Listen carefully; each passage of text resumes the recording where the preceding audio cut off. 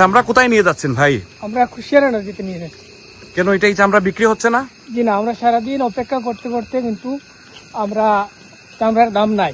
15 টাকা 20 টাকা, উর্ধে হাইয়েস্ট 50 টাকা, 15 টাকা করে দাম বলে আবার সিলেট পৌঁছে দিলে আবার ভাড়া 3000 টাকা। লোডশেডিং কিংবা ঘরের বাইরের তীব্র গরমে ওয়ালটন রিচার্জেবল ফ্যান থাকলে থাকবে শুধু বাতাস আর বাতাস।